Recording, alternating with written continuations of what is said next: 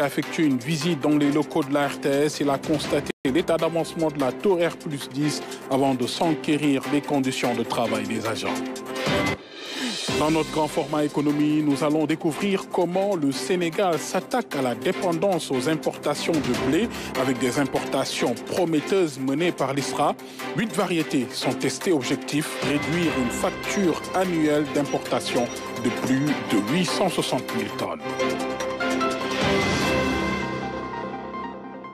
Voilà pour les titres de ce 13h. Bienvenue à tous. D'abord, en plus bref, le chef de l'État a quitté Dakar ce matin pour effectuer des visites d'amitié et de travail respectivement au Cap-Verde et en République de Guinée. Ces déplacements entrent dans le cadre du renforcement des liens avec les pays voisins. À son départ, le président Bassirou Diomaye Faye a été salué par le Premier ministre Ousmane Sonko et d'autres autorités civiles et militaires autour du chef de l'État prévu demain, samedi 25 mai. On reste avec le président de la République qui a enchaîné 2 rencontres cruciales hier. La première avec l'Église catholique où le clergé a exprimé sa satisfaction quant au soutien continu du chef de l'État aux valeurs spirituelles. La seconde avec le ministre algérien des Affaires étrangères, porteur d'un message du président Tebboune. Le compte-rendu avec Aboubakry Kane. Comme il est d'usage, l'Église sénégalaise tient chaque année une session de travail des évêques à l'issue du pèlerinage marial de Popenguine, laquelle est généralement suivie d'une audience avec le président de la République pour des échanges sur les grands sujets de l'heure. Nous remercions donc le président Bassirou Diomaye Faye de nous avoir offert l'hospitalité aujourd'hui dans un entretien très simple, très courtois. Nous l'avons remercié pour le soutien accordé par l'État à ce grand événement qu'est le pèlerinage national de Popenguine. Et nous lui avons aussi soumis des questions de la vie nationale et des questions qui concernent aussi plus directement l'Église. Nous avons trouvé une oreille attentive avec de bonnes dispositions à nous accompagner dans une collaboration franche et ouverte. Et donc nous nous félicitons de la rencontre au terme de cette audience que le président a bien voulu nous accorder. L'Église se félicite de cette rencontre à travers laquelle le président Bassirou Diomaye Faye a réaffirmé son engagement à la soutenir dans ses projets majeurs. Il y a d'abord le vaste projet de Popenguine qui demande encore à être poursuivi et le président nous a donné des assurances en la matière, tout en se félicitant d'ailleurs de la majesté du projet. C'est un beau projet. Et aussi l'accompagnement d'autres projets dans les différents diocèses, parce que les différents diocèses ont des sanctuaires de pèlerinage et l'État, dans la continuité, va aussi nous accompagner dans ce sens, comme dans d'autres questions qui peuvent toucher à la vie des communautés chrétiennes. Le ministre algérien des Affaires étrangères a également été reçu par le président Bassirou Diomaye Faye. Ahmed Attaf est porteur d'un message du président Abdelmajid Tebboune. Le président Abdelmajid Tebboune est personnellement attentif à la qualité des relations algéro-sénégalaises, tout comme il est particulièrement soucieux de leur contenu et de leur substance. L'Algérie entend être aux côtés du Sénégal en approfondissant et en densifiant avec lui sa relation de coopération dans le respect des échéanciers que nous décidons pour un meilleur encadrement juridique de nos sphères de coopération et pour une meilleure identification de nos champs d'action prioritaires qui tirent le mieux avantage des potentiels de coopération existants entre nos 2 pays. Une lettre dont l'essence même est d'approfondir la coopération bilatérale entre Dakar et Alger. Et dans un effort de modernisation de la justice, la présidence de la République a lancé hier la plateforme citoyenne Djubonti. Cet outil novateur vise à recueillir les opinions et avis des citoyens sur le système judiciaire dans le cadre d'une initiative plus large de réforme. Les détails avec Salou Sek. Jubbanti, qui signifie redresser, rectifier ou corriger en français, est une plateforme mise en place pour accompagner la journée du dialogue national. Pour cette édition, la modernisation de la justice sera au cœur des débats. Dans sa volonté politique, le président de la République a tenu, dans le cadre de la journée du dialogue national, qui est un cadre institutionnel, à consacrer cette année, cette édition 2024, le thème réforme et modernisation de la justice. Et en tant que citoyen, en tant que justiciable, nous avons aujourd'hui notre opinion, notre façon de voir, notre expérience, nos suggestions et nos avis par rapport à la justice. Une volonté forte du chef de l'État dans sa vision du Sénégal qu'il veut, avec l'ensemble des citoyens, bâtir. Il veut placer au cœur de sa vision, au cœur de la réflexion, le citoyen, le bien-être du citoyen. Et c'est dans cet esprit-là que cette plateforme-là a été mise en place pour redonner la parole à ces citoyens-là, pour leur donner l'opportunité de pouvoir exprimer leurs ressentis, exprimer leurs préoccupations, afin qu'ensemble, nous puissions apporter les transformations nécessaires pour aller vers un Sénégal plus juste, plus prospère. La plateforme Jubbanti devrait donc permettre de recueillir l'opinion des citoyens sur le système judiciaire, son fonctionnement, ses services, ses pratiques, entre autres. Ces avis-là dégagés et les opinions données, surtout les opinions qu'on donne, vont permettre d'avoir un ensemble d'éléments qui puissent savoir que dans tel secteur, il est important de procéder à des réformes. C'est à partir effectivement des problèmes qui ont été soulevés et peut-être même des propositions de solutions qui vont être données.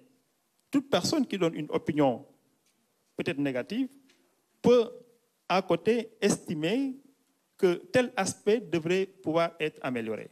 Et si on a de ces idées-là bien évidemment positives et constructives, cela permettra de passer, si nécessaire, à des réformes. Les avis et les correctifs qui seront souhaités à travers cette plateforme-là pourront effectivement permettre au ministère de l'Intérieur et de la Sécurité publique de prendre en compte et de pouvoir rectifier ou amender, en tout cas, les différentes procédures et tout ce qui va avec.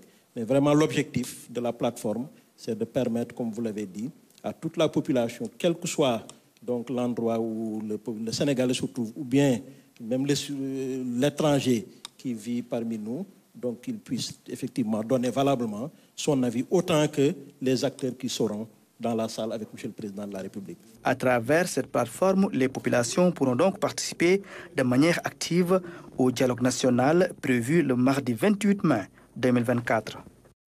Et voilà ce qu'en dit le ministre conseil et porte-parole de la présidence de la République, Ousseynou Ly. Il était l'invité de 20h d'Ibrahima Diédhiou. On l'écoute. Le 2 avril, le président de la République, dans son discours d'investiture, avait fixé en quelque sorte le cap, sa volonté, où il disait dans son discours qu'il compte faire de son magistère le Sénégal un pays d'espérance, un pays apaisé, avec une justice indépendante. Là, il venait de camper le décor, un peu de décliner le cadre. Nous devons rappeler également que le 28 mai est consacré journée du dialogue national. Étant donné que la justice, la réforme, les assises de la justice constituent un pilier fondamental de la politique, de la vision du président de la République, son Excellence, M. Bassirou Diomaye Diakhar Faye, il a tenu à marquer cette journée par le thème de la réforme et de la modernisation de la justice. Et quand on parle de réforme et de modernisation de la justice, c'est des acteurs, c'est un ensemble d'acteurs.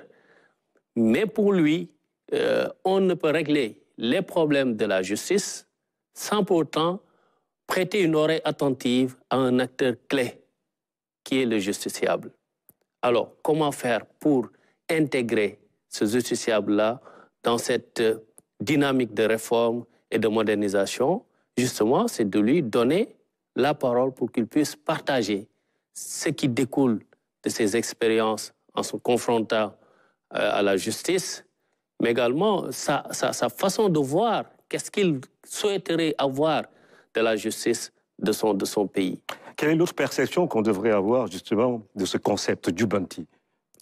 Oui, un peu plus loin. C'est un mot Wolof. Évidemment, Jubanti, c'est un mot Wolof, mais c'est un élément sur ce qu'on appelle le triptyque du président de la République. Quand il parle de Jubal et Jubanti, être droit dans c'est lié à l'homme, les valeurs, les qualités. Jubal, c'est l'action, c'est-à-dire la gouvernance, la manière de faire. Jubanti, c'est aller dans le sens de la correction, c'est-à-dire corriger, revoir, réformer, performer. Donc, quand on parle de justice, il y a des choses à revoir, il y a des choses à corriger.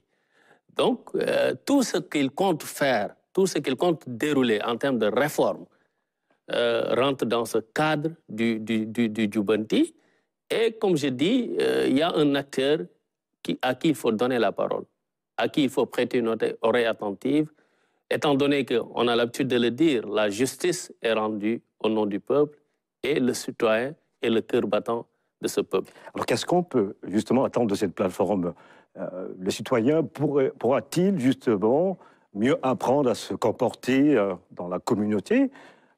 Quels sont les outils que vous allez lui proposer justement pour qu'il soit dans le Jubanti et le Jubal? Voilà.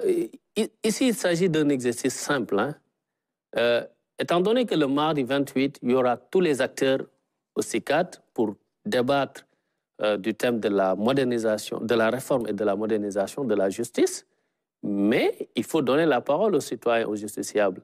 Donc, c'est une plateforme qui lui permet, juste à travers, pour 3 minutes, de simples questions, de donner sa perception, son appréciation de sa justice, celle qui est rendue à son nom, qu'il puisse faire parvenir par le biais de réponses très simples, très courtes, mais également par le biais de contributions, parce que sur la plateforme, il y a un espace qui est dédié.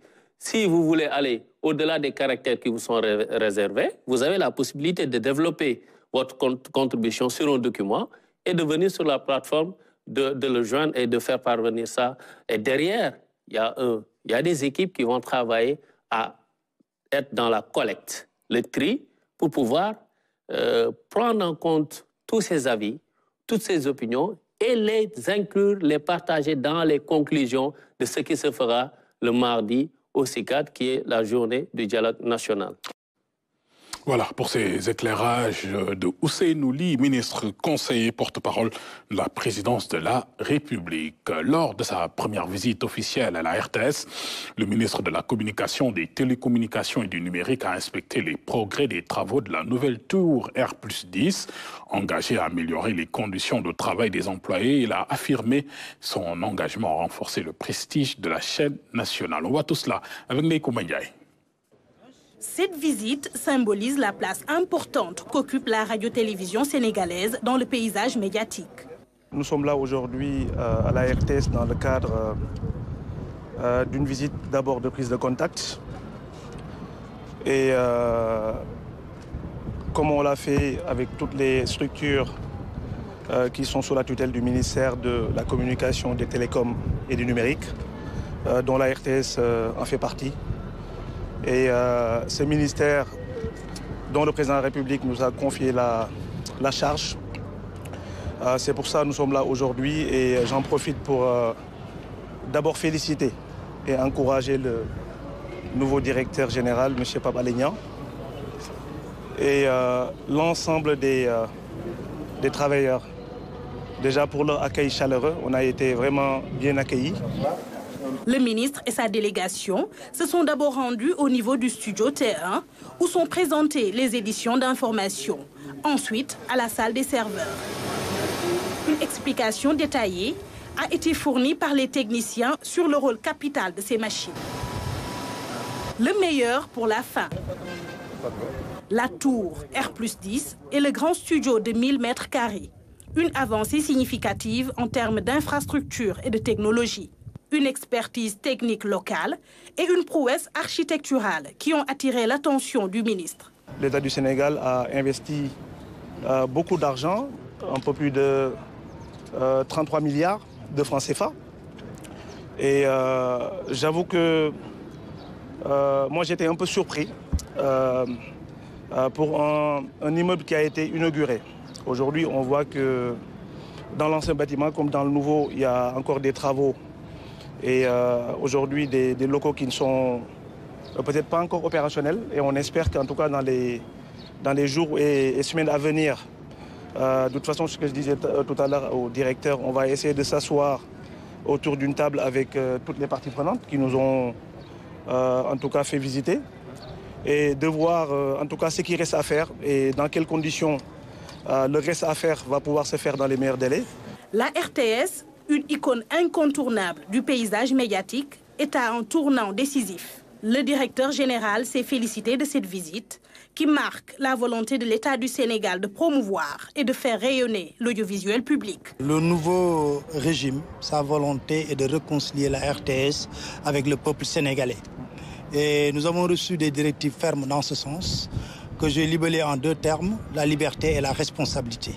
La liberté, c'est quoi? C'est de pouvoir renforcer tout le travail vers le pluralisme culturel, le pluralisme démocratique, le pluralisme politique. Que tous les Sénégalais puissent regarder la RTS en se disant que c'est notre télévision parce que nous avons une mission de service public.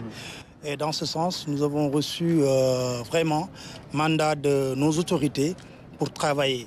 Et c'est l'occasion, Monsieur le ministre, de vous remercier parce que depuis mon installation, pratiquement, nous parlons régulièrement sur l'ensemble des difficultés que la maison rencontre.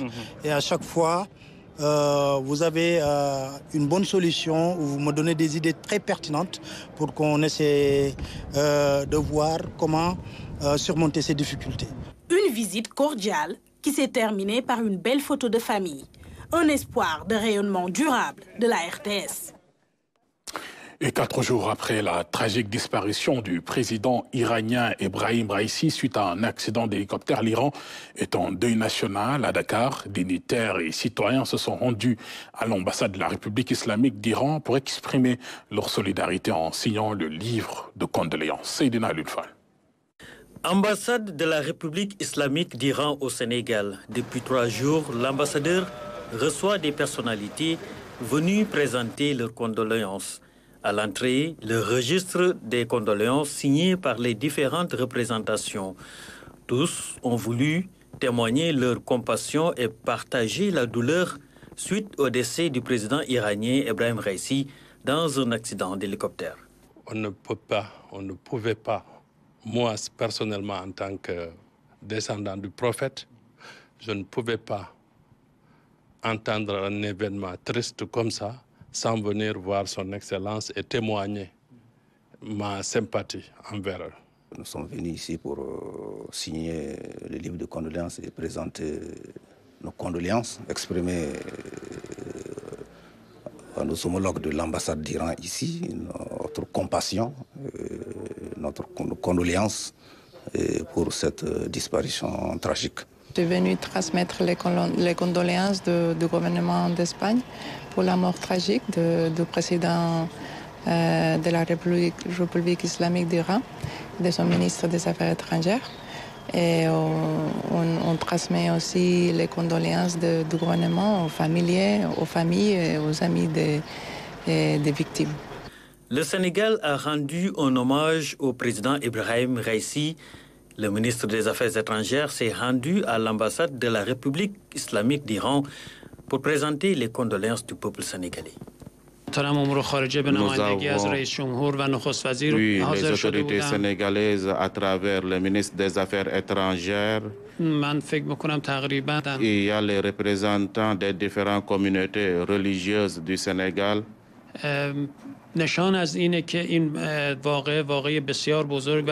prouve que la sympathie qu'ils ont envers la République islamique d'Iran, mais aussi aux côtés du peuple iranien. Cela signifie aussi le statut et l'amour, l'affection que le peuple sénégalais a envers les frères de la République islamique d'Iran et prouve aussi les relations politiques, diplomatiques, économiques qui lient les 2 pays. À l'ambassade de la République islamique d'Iran au Sénégal, les diplomates et le personnel saluent cet élan de solidarité. À des centaines de kilomètres en Iran, on observe un deuil national de 5 jours. Et puis, ce week-end, l'agence Tramès s'est transformée en une fenêtre ouverte sur le passé et le présent du Sénégal avec le vernissage de l'exposition Sénégal Voyage temporel de Malick Bodian. Les visiteurs ont été captivés par une série de portraits et de cartes postales vivantes où chaque œuvre raconte une histoire unique du riche patrimoine culturel sénégalais. Fatou Diouf nous amène dans les coulisses de cette célébration artistique. Cette exposition est un carnet de voyage. En parcourant le Sénégal des profondeurs, Malick Bodian, avec son objectif, fixe pour l'éternité des visages, des paysages naturels, des regards, des sourires, bref, des émotions diverses. En couleur ou en noir et blanc, ces clichés illustrent l'authenticité de nos terroirs. Je trouve qu'au Sénégal, il y a encore des objets, des gens qui ont des façons de vivre qui est très ancien. Et c'est quelque chose que je me suis rendu compte que ça disparaît. Et pour moi, faire des photos en noir et blanc comme ça, c'est pour montrer ces choses-là et comment elles sont précieuses. Et c'est bien de progresser, mais en faisant attention à nos traditions. Voilà, comme le sabar, comme les traditions des Djola, les initiations, etc. Ces passionnés d'art, au regard admiratif devant ces tableaux, qui reflètent l'intimité et l'originalité des populations sénégalaises, sont émerveillés par le travail accompli par cet artiste trentenaire. Oui, je pense que ce qui est particulier, déjà, je pense qu'il y a une mention qui disait qu'aucune des photos n'a été retouchée. Et moi, j'aime beaucoup ça parce que ça montre vraiment le côté brut de la photo, le côté naturel de la photo. On voit aussi qu'il y a beaucoup de photos qui ont été présentées autant en couleur qu'en noir et blanc. Et ça montre que le fait de jouer avec les tons de couleur également renvoie un tout autre message. Et on voit que la plupart des portraits sont des portraits qui sont vraiment basés sur les émotions. Tantôt, on remarque un regard, un sourire qui est communicateur. Et c'est des choses qui donnent vraiment envie de découvrir encore plus là, parce que ce sont des tableaux qui nous racontent juste des histoires. Nous avons pu, je crois, des échos que j'entends, pu susciter cet effet, cet intime, cet enthousiasme, cette sincérité, cette pudeur que Malick Bodian incarne. Malick Bodian vit entre le Sénégal et la France. Ce voyage en Casamance ou à Kédougou lui révèle la beauté de son pays natal.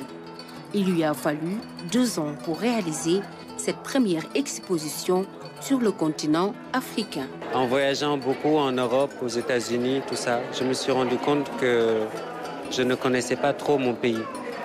Donc voilà, j'ai entamé ce voyage qui est très aléatoire, je n'avais aucun but.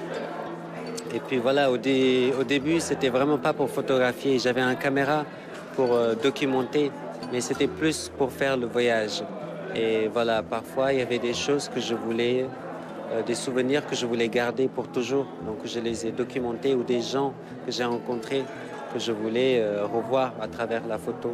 Je pense aussi que c'est une exposition qui est bien de voir en vernissage, mais qui est aussi importante de revenir quand les lieux sont vidés pour ressentir. Parce que tout à l'heure, vous voyez, on a mis du Tchoura, il y a toute une énergie, il y a toute une symbolique. Tous les voyages que Malick a fait, vous pouvez les ressentir, peut-être quand il y a un peu moins de monde. Donc l'exposition est présente jusqu'au 28 juillet. Admirer de magnifiques œuvres du photographe mannequin Malick Bodian, être bercé par les belles mélodies d'une icône de la musique sénégalaise, Ismaël Lo, le public a chanté à l'unisson Africa, un tube qui transcende les époques. Voilà, et place maintenant à l'actualité de nos régions, et c'est juste après ça. D'abord, direction Thiaré dans le département de Kaolack où la campagne agricole s'annonce prometteuse avec 63 tonnes de semences déjà distribuées aux agriculteurs. Cependant, face à l'ambition de maximiser le rendement, ces derniers appellent à un soutien accru de l'État pour obtenir le matériel nécessaire. Claire Diop. Pakachar Seko, dans la commune de Thiaré, la localité polarise 57 villages. Nous sommes à quelques kilomètres de Kaolack, en plein cœur du Saloum. Ici, l'activité phare des populations locales est l'agriculture. Hommes, femmes et jeunes s'y adonnent. Depuis 2002, les acteurs s'organisent. Une coopérative est créée avec environ 720 adhérents. 3 spéculations sont cultivées. Arachides, mil, maïs. De bons rendements sont enregistrés, même si en deçà de la potentialité existante. Depuis la venue de la coopérative, beaucoup de performances sont enregistrées. Nous faisons beaucoup d'efforts pour accompagner nos membres en intrants, engrais et autres. Nos espoirs avec les nouvelles autorités, elles doivent mieux renforcer les coopératives et la sécurité alimentaire sera au rendez-vous. Nous sommes dans les dispositions pour une étroite collaboration. De l'avis de ces acteurs, le développement de l'agriculture passera forcément par la mise en place de grandes entités pour mieux répondre aux enjeux de l'heure. La coopérative des producteurs de semences de Thiaré se veut un exemple. Nous disposons de 63 tonnes de semences d'arachide. Donc 63 tonnes, cela fait à peu près 410 hectares, 413 hectares. Donc avec le soutien peut-être de l'État, si nous disposions un peu d'une quantité encore, nous voulons peut-être emblaver plus de 600 hectares. Nous avons la capacité d'emblaver plus de 600 hectares.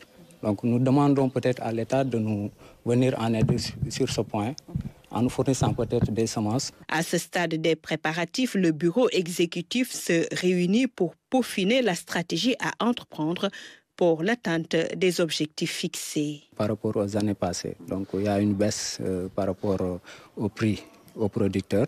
Donc ce qui va arranger vraiment les producteurs qui pourront peut-être acquérir ces semences à moindre coût, donc sans beaucoup de difficultés. Pour l'engrais aussi, on a noté aussi des baisses au niveau de l'engrais. Donc nous félicitons le nouveau gouvernement pour ces mesures prises. Donc espérons aussi que ces engrais seront disponibles pour les organisations de base comme telles que la coopérative de Thiaré. Un plaidoyer est fait pour pouvoir mieux mener des campagnes hors saison. L'accès à l'eau de qualité en quantité suffisante pose problème. Autre vœu pieux, l'installation d'unités de transformation pour plus de valeur ajoutée. Les autorités sont interpellées sur ces questions. Les concernés veulent valoriser la forte production pour impulser un développement local durable. Dans notre grand format économie, focus sur une initiative audacieuse, l'expérimentation de la culture du blé au Sénégal. Pilotée par l'ISRA, cette expérience teste 8 variétés de blé avec objectif ambitieux de réduire la lourde facture des importations qui atteignent plus de 860 000 tonnes annuellement, un projet de 238 milliards de francs CFA. C'est un grand format réalisé par Aminata Mengueniaï. Le blé est, après le riz, la deuxième ou troisième céréale la plus consommée au Sénégal. En 2022, plus de 860 000 tonnes ont été importées pour une enveloppe de 238 milliards de francs CFA. L'inflation causée par la guerre en Ukraine a poussé l'État à intensifier le programme d'expérimentation du blé. Depuis des années, ISRA a fait des recherches sur le blé et d'ailleurs a homologué en 2020 4 variétés de blé tendre et 4 variétés de blé dur. Donc ça c'est en 2020 et depuis lors aussi, on est en train de développer d'autres variétés beaucoup plus performantes et on est également en train de diffuser les technologies qu'on a développées parce qu'il s'agit de développer des technologies mais aussi il faut transférer ces technologies-là. Aujourd'hui, de nombreux producteurs investissent ce secteur. À Pout, ce sont des hectares qui sont emblavés. C'est une parcelle de 6 hectares. Tout est emblavé en blé. La variété qu'on est en train de faire, c'est le Diré 17. Le Diré 17, c'est une variété résistante à la chaleur et aux champignons. Et puis ça donne le bon rendement. L'année dernière, on a fait à peu près 3 tonnes par hectare. Et cette année aussi, on attend plus que ça. Ces producteurs sont en partie accompagnés par l'ISRA pour l'acquisition de semences. On a signé un contrat avec un boulanger de la place qui a acheté la production de l'année dernière. Mais pour cette année, c'est l'État qui nous a donné une partie de la semence. Et l'autre parcelle, c'est la production de l'année dernière. L'expérimentation du blé dans notre pays commence à porter ses fruits. Des résultats très prometteurs sont enregistrés. On a aussi eu à faire des parcelles de démonstration un peu partout. L'année passée, 2022-2023, on a fait des tests au niveau même de Dakar, au niveau de Bot Sénégal, Sangalkam, mais aussi dans la vallée. Vraiment, ce sont des variétés non seulement locales, qu'on a testées en comparaison avec des variétés qu'on a importées de l'Égypte. Et vous avez vu avec le ministre de l'époque qui avait fait des visites, on a eu des rendements jusqu'à 6 tonnes à l'hectare. Alors que ces rendements-là, ce sont des rendements qu'on obtient dans les pays maghrébiens. Donc, alors que les conditions climatiques sont un peu différentes. Ces rendements obtenus prouvent que le Sénégal a la possibilité de cultiver du blé irrigué. Produire du blé sur une large échelle pourrait réduire drastiquement la dépendance aux importations. Cette année, lors du programme agricole, en tout cas dans le sud, on prévoit en tout cas d'aller sur 500 hectares de blé. Et je pense que dans la vallée du fleuve, je pense qu'on est à peu près à plus de 2000 hectares. Cette année, lors du programme agricole, en tout cas dans le sud, on prévoit en tout cas d'aller sur 500 hectares de blé. Et je pense que dans la vallée du fleuve, je pense qu'on est à peu près à plus de 2000 hectares. La disponibilité de l'eau, des semences et de moyens, autant de sollicitations des producteurs. Ils demandent plus d'accompagnement de l'État pour assurer une bonne partie de la production et d'ici quelques années, atteindre l'autosuffisance en blé. Voilà pour ce grand format économique sur l'expérimentation de la culture du blé au Sénégal. Sport, football, éliminatoire de la Coupe du Monde 2026. 26 Lions sont convoqués par Aliou Cissé pour une double confrontation contre la République démocratique du Congo et la Mauritanie les 6 et 9 juin prochains. Chérif Ndiaye du club de l'Étoile Rouge de Serbie est appelé pour la première fois en sélection. On note également le retour d'Abdoulaye Sima et l'absence de certains joueurs de l'Atagnan. On voit tout cela avec Fatmata Savané. Après une belle saison et 20 buts marqués, Pape Chérif Ndiaye, l'attaquant de l'Étoile Rouge de Belgrade en Serbie, va égrener sa première sélection avec les Lions. Chérif, pourquoi il est là, c'est du fait qu'il ait fait une très bonne saison, tout simplement. Je pense qu'il a été quand même assez régulier. C'est un garçon qui a marqué pratiquement plus de 20 buts, qui a délivré, je crois, 4 à 5 passes décisives. On le suit depuis longtemps. Il a joué la Champions League. Je pense qu'aujourd'hui, c'est tout simplement cohérent de le faire venir. C'est un garçon qui a énormément de qualités, qui a une première touche quand même assez intéressante, qui est capable de prendre la profondeur. Techniquement, il est pas mal. Et dans la surface de réparation, il est capable de nous marquer des buts. Donc je pense que le faire venir, c'est juste normal.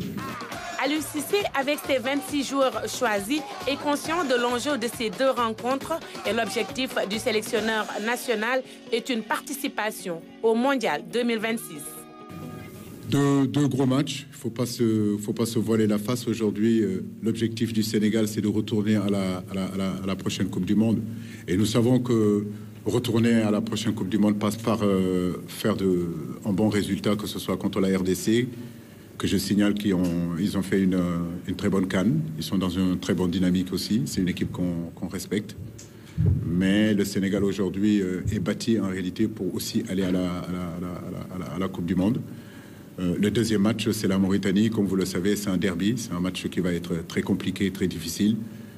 Je crois que ces deux rencontres-là, nous devons les préparer vraiment avec beaucoup de sérénité. Deux matchs avec deux équipes qui ont réalisé une belle campagne lors de la CAN en Côte d'Ivoire. Des matchs difficiles en perspective, selon le coach national.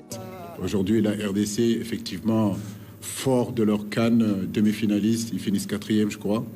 Bah oui, ils sont dans cette dynamique-là, ils sont positifs, ça se sent dans les commentaires, ça se sent dans la façon dont ils ont joué tout au long de cette CAN. C'est une équipe difficile à manœuvrer, c'est une équipe qui défend très bien.